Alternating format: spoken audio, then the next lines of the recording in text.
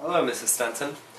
I've been expecting you to view this video, mainly due to your burden of being required to watch my individual project, as well as I'm sure some impressive other projects which I'm almost competing against. Now, first off on the agenda, oh, cheesy intro, nailed that one. On a more serious note though, it started off in 2001, February 15th, 10 AM on a Tuesday morning, and it was rather cloudy, but anyway, that was when yours truly, me, myself and I, was born. Since then, 16 years of life, I've done so many incredible things. A couple things that I'm not going to include in the video. I've been to Thailand, places like that, and I've moved around a lot, and I'm going to try and take you through step by step some of the more key facts and key important dates of my life that you'd like to see relating to the Odyssey along the way. And without further ado, let's set sail and begin.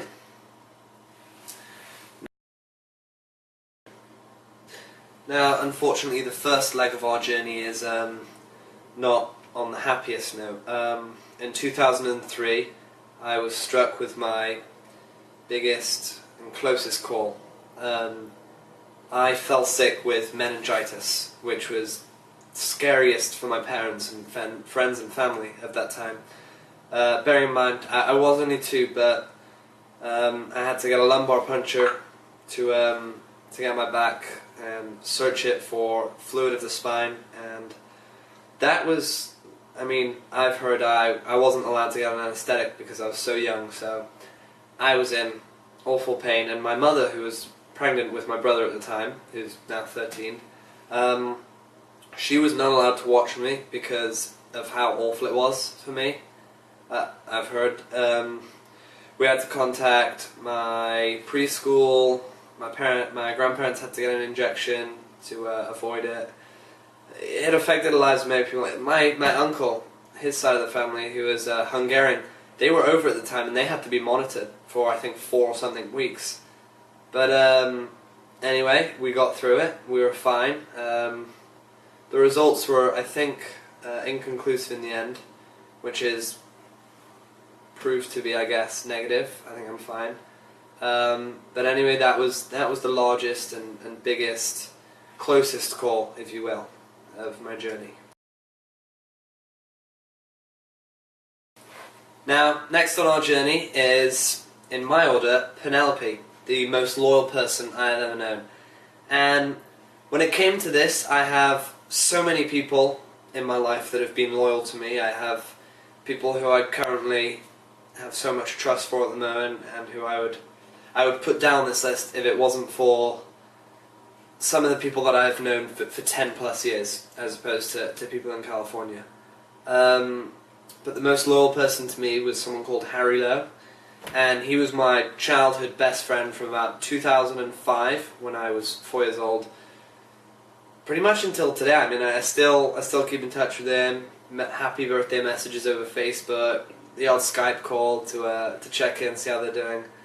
But he was a great friend, especially whilst I lived in England, mainly just due to the fact that where I lived, we had my house, and there was kind of a fence that had a hole in it, and then he lived on the other side, and it's not like it was blocked off, you could go around, but we made the hole in the fence so we could get through and just knock on each other's door, and that's the thing to do in England. You knock on someone, you call on them, and we'd hang out like every day after school. At school, we had a lot of classes together.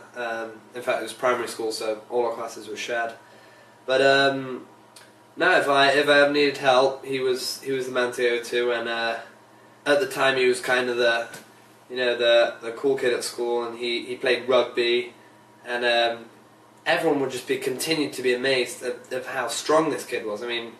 He could lift things that like some of the teachers couldn't, and that's one thing I remember. But yeah, also he helped me with my first crush, a girl named Daisy Dalton. And that's the most loyal person that I think on my journey so far. Now, on every hero's journey, there is a place and a time where... No, time and a place. Take 3. Action. Now, on every hero's journey, there is a place where the odds are stacked exponentially high against them. Yet, if the hero is true to his word, he is able to, knock through it, plow through it, and make it to the other side. In the hero stories, alive. In some stories, it's as a winner, as a successful person. And my most memorable one was probably my tennis match in 2009. I was 8 years old, and I was in the final of this tournament. And I think the prize was this new tennis bag that just come out, and I mean, that was the coolest thing to have at my age, that new tennis bag. And anyway, I'd won the previous matches with somewhat ease, dare I say, trying to be modest here. But no, the final I was down. I lost the first set clean. I didn't even get a game. Second set I was down, and this was the final set, and I was down 0-5, and we were changing sides. Now, you're probably familiar with the score of tennis, but just in case, you have to get 6 games to win a set, and this match, you only need 2 sets. He'd already got the first one. He needed 1 more game. That's 4 points in a row. But my coach, he came over and he was like, Ed, you can do this. Just play it as if it was you've just started a new game, like you just started a new match. It's no big deal. And he helped me. I think maybe I should have put him on the list, but Coach John Walsh, he was great, and he helped me, and I got back on there, and I immediately won that game with my serve, which has always been my strong spot. And after that, I just kind of got into a rhythm. I just kind of kept going, and I pulled it down to a tiebreaker, which is what you do in lieu of the third set. And I managed to somehow win the tiebreaker. And that was definitely the greatest comeback of my life. Definitely in terms of tennis. Maybe, I can't think of anything else that was more impressive in terms of scale and odds stacked against you. But that was my place where I succeeded with the odds against me in my journey. Now, in every hero story, you don't even have to be a hero. In everyone's life, there is always a temptation that you cannot resist. It's just, you want it so bad. You want to fly closer to the sun. You want this thing. And for me, it happened to be on Halloween of 2010. And I learned my lesson the hard way. I have been sick once in the past. Let me think. The past 7 years, I've been sick once. Before that, at the time I was sick was on Halloween, and I'd just come back from Halloween. I was dressed as a stormtrooper with my old costume from New Jersey, and I'm kind of, it's coming towards the end of the night, and I'm feeling, my stomach's feeling a little bit off, but that wasn't the cause. But anyway, we got back, and I went to a friend's sleepover, and the amount of chocolate and sweets I ate, candy that I ate, were ridiculous. I mean, there's a reason I threw up. Looking back on it now, the reason it was such a great temptation was I have such a sweet tooth, and that's my Achilles heel. My sweet tooth, wow. Anyway, getting back on track, this was such a great temptation, but it was also a great lesson that I learned, and I know that now I've experienced that, and God forbid that would ever happen again. I've learned a lesson, and it's actually bettered me as a person. But that was a fairly short story, but definitely one of the more important aspects of stories in my life.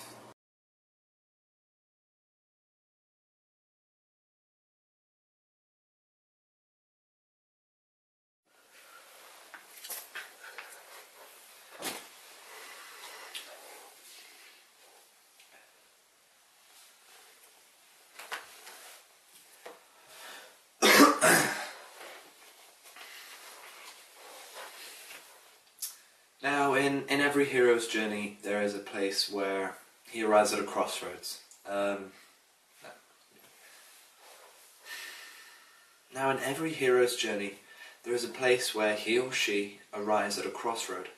And when you come to these crossroads, you have choices. You can go back the way you came, you can just go straight on, you can make a turn. And in my case, in 2014, when I was 13, I arrived at a crossroads on whether or not to move to California. When I came to this crossroad, it was kind of 25% my decision, 25% my brother's, my mum, my dad's. Although I'm imagining now that they had more of the choice. But I guess if I'd have kicked up a huge fight, maybe I wouldn't be here right now. But definitely, it was one of the more difficult decisions I've had to make in my life, if not the most. And it just came down to yay or nay. Do I move or do I not? And I mean, I'm not too fond of change, especially when it's into the unknown. But I think it was definitely worth it moving to California. It's I mean, if I had to choose whether to move back to England now, I think I would decline and I would stay here, because California is now my home, and I love it here. It's amazing.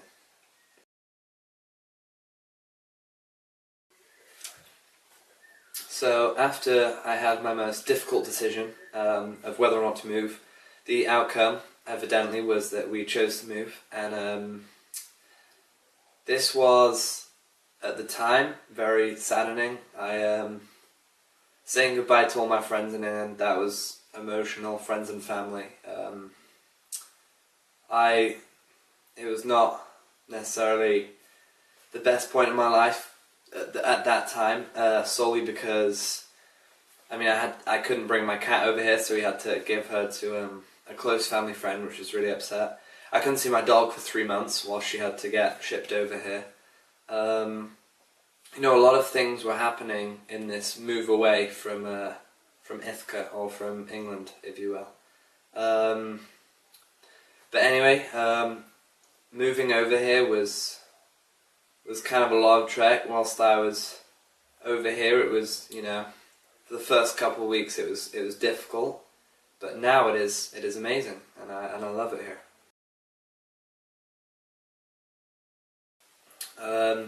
Okay, so last in this kind of cluster of 3 events was me feeling trapped, and I'm feeling trapped in California. That was probably one of the most difficult things of moving over here, was that I was kind of in this foreign country with a strange currency. I kept asking how many pounds something cost to the storekeeper, and they would just look at me and they would think, you know, what is this person doing?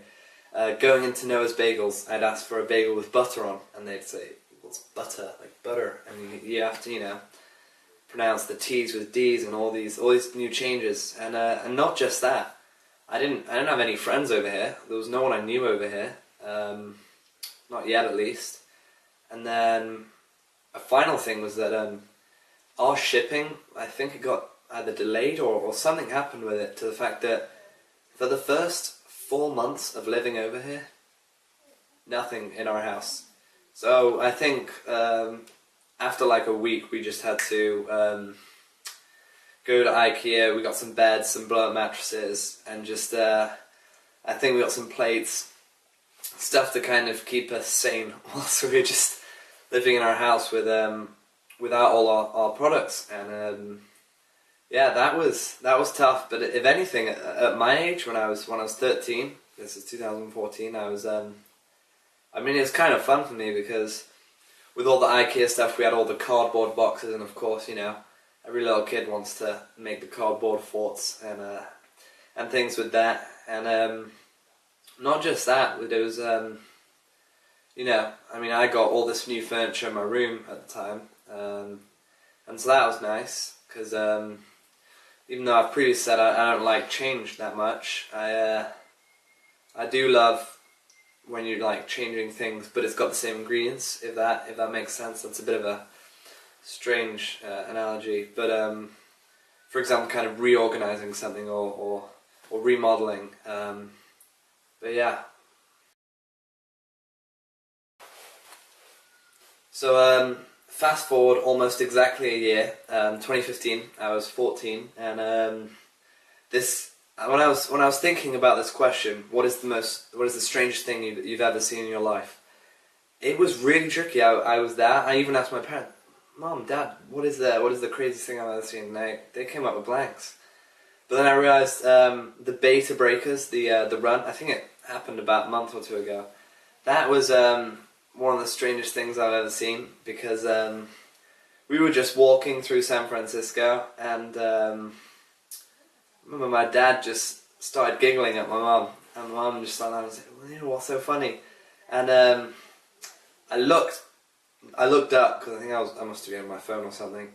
I looked up, and there was just a woman with just nothing on apart from like a leaf, and I think she had a necklace on and a Viking helmet. And as a 14-year-old, that's pretty weird to see, just in the middle of the street. And they'd obviously just done the beta breakers, and that was really whoa! Like, I did not expect that, and I was mostly confused, as like, because I didn't know the beta breakers or what it was or that it was going on, and so I mean, just knowing that, I was like, oh jeez, like, it was just really, next up, really. We have the Trojan horse, weird to see. Yeah, the most creative idea that I've ever had. But that is the most strangest. I mean, when it comes to creative ideas, I wouldn't say that I've only had one insane creative idea, but more just kind of. I mean, I fancy myself as a naturally creative person. I like to do things differently to other people.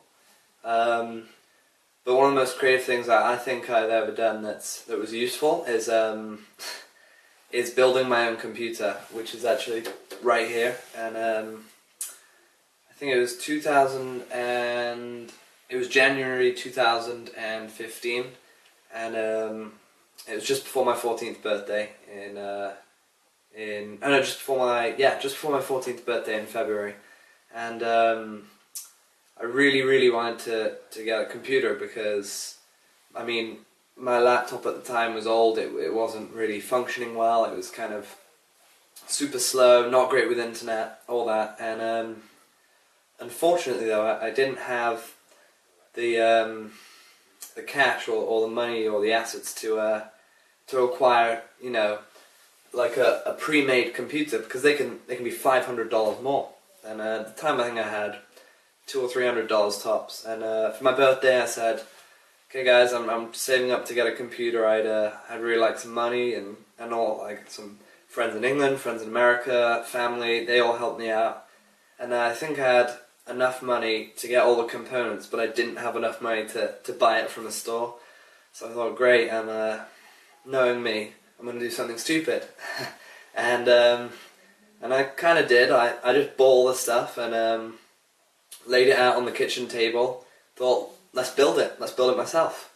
And I don't know if you're familiar with building computers, but it's not exactly like playing with Lego or you know, just making a paper mache model. It's a bit more difficult. And for 2 solid weeks, it would not turn on when it was inside of the case.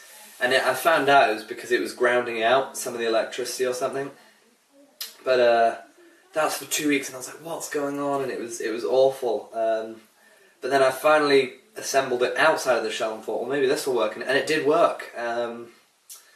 But yeah, that was really creative in the way that it was fun as well, because I got to completely design it just for myself. I got to say, well, you know, this is a nice case because it's got like a glass window here, so that when I turn it on, you can see all the components on the inside.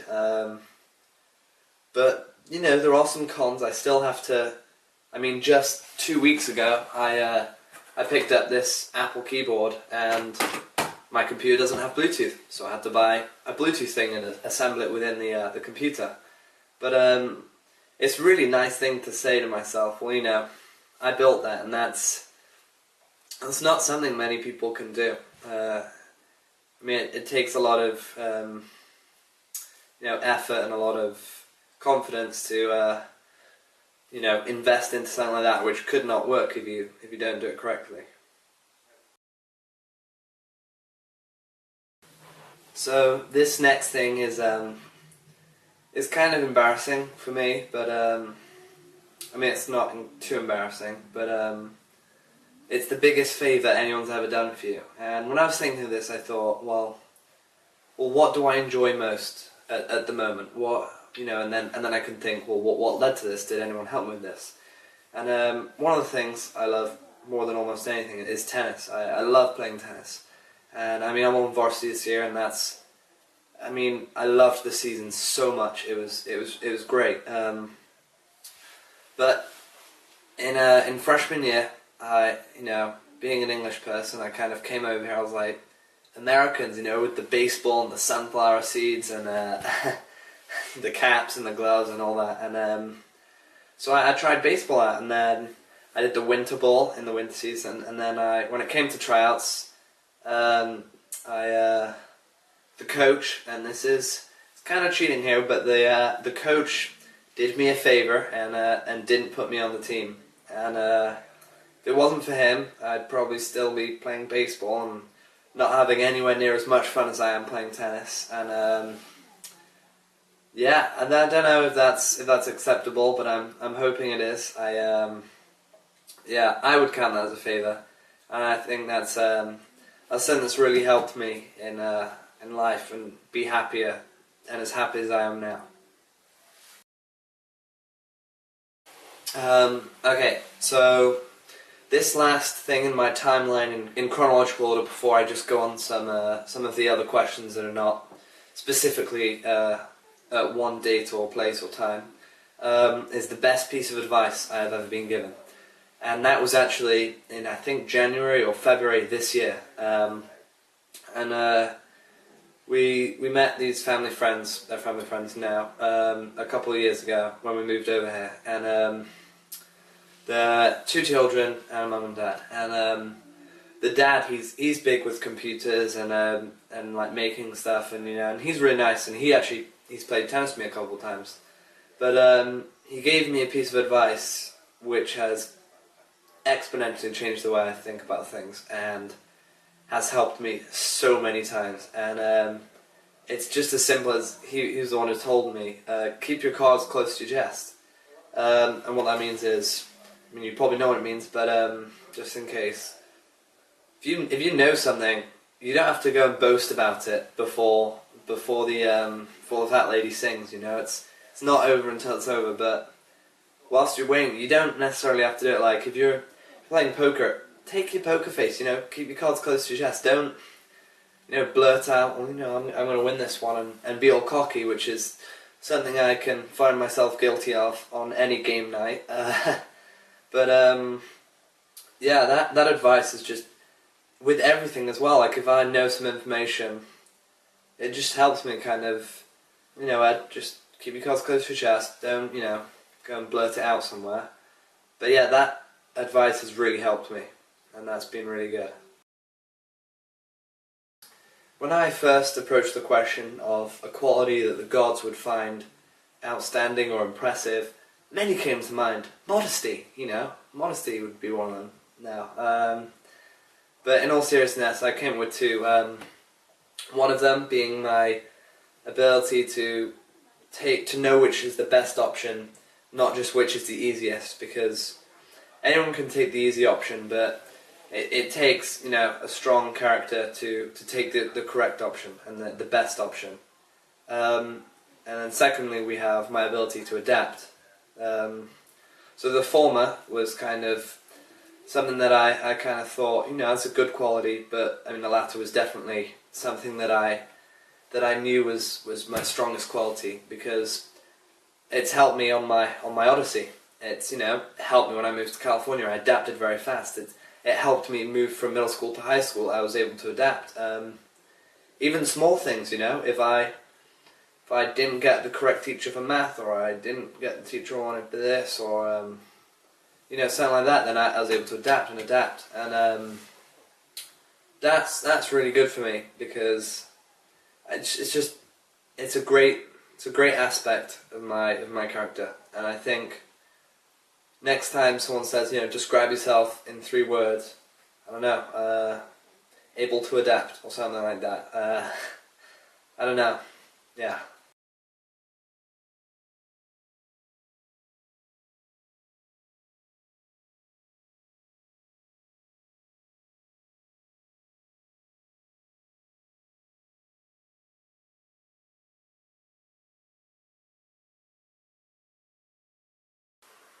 So, one of the final questions, one of the last 2, is who has helped you most on your journey? And I feel like I'm going to go with the answer that everyone's going to go on this, but again, I feel like it's the best one, not the easiest. But, I mean, my mom and dad have helped me so much in my life.